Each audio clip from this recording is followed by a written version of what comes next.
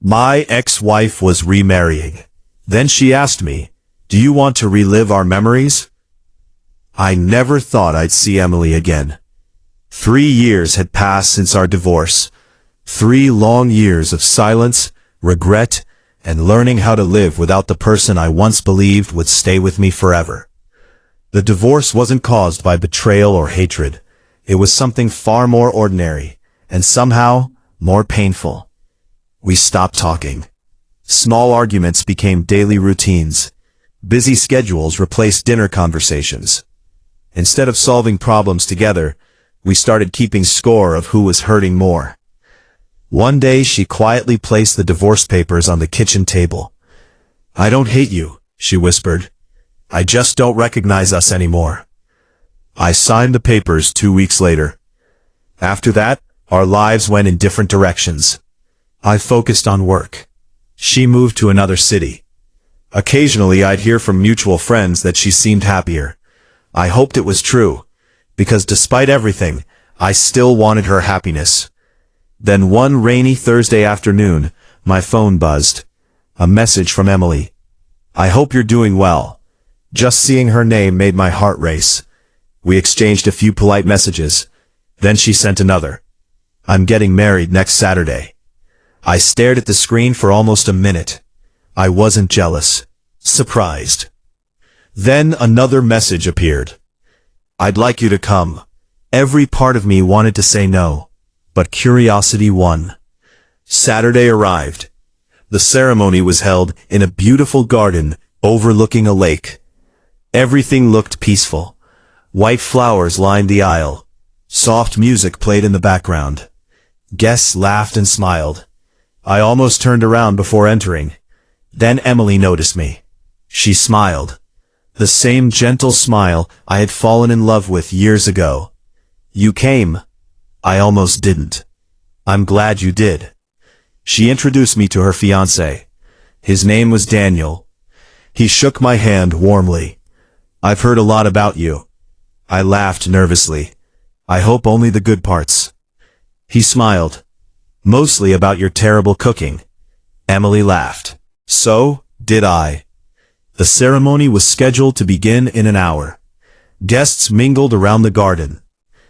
As I stood alone near the lake, Emily walked over carrying 2 cups of coffee. She handed one to me. "Remember this?" "What?" "You always complained wedding coffee tasted terrible." I took one sip. "It still does." She laughed again. It felt like time had folded back on itself. Neither of us spoke. Finally, she looked toward the lake. "Do you want to relive our memories?" The question caught me completely off guard. "What do you mean?"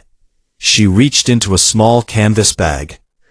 Inside were dozens of old photographs, movie tickets, travel postcards, restaurant receipts, tiny pieces of our life together. "I found these while packing." She smiled sadly. "I couldn't throw them away." We sat on a wooden bench. One by one we looked through them.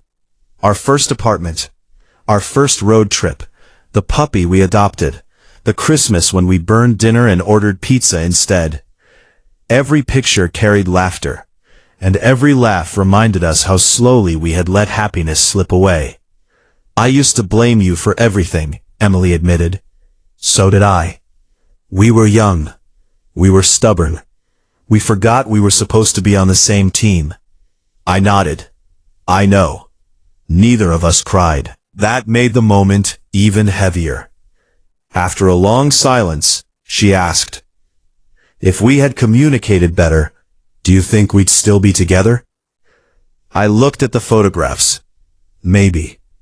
But maybe we needed to lose each other to become who we are now. She smiled softly. "I think you're right." The wedding coordinator called her name. "It's almost time." She stood, then hesitated. I wanted today to end without unfinished feelings. So did I. She looked directly into my eyes. "You were an important chapter of my life, and you always will be." I smiled. "You made me a better person, even if it took me years to realize it." She hugged me. Not like lovers, not like people hoping to start over, but like two old friends finally forgiving each other. As she walked toward the ceremony, I remained on the bench. Daniel approached me quietly. I hope this isn't awkward. It isn't. He looked toward Emily. She told me she needed today. I understand. I also wanted to thank you. For what? For helping shape the woman I'm lucky enough to marry. His words surprised me. There was no jealousy, only gratitude. I smiled. Take good care of her. I will. The ceremony began. Emily walked down the aisle with calm confidence. She looked happy, truly happy. And for the first time since our divorce, so was I. Not because I had gotten her back, but because I had finally let her go. After the reception ended, I prepared to leave. As I reached my car, I noticed a small envelope tucked under the windshield wiper. My name was written on it. Inside was one photograph. It was from our very first date. On the back, Emily had written, "Thank you for every beautiful memory. Some people stay forever. Some stay just long enough to change your life. You'll always be part of my story. Now go write the next chapter." I smiled, folded the photograph carefully, started my engine, and drove toward a future that no longer felt lonely. Sometimes love doesn't last forever, but kindness, forgiveness, and gratitude, those can. If this story touched your heart, don't forget to like, subscribe, and share. Sometimes the bravest ending is simply wishing someone happiness, even when that happiness no longer includes you.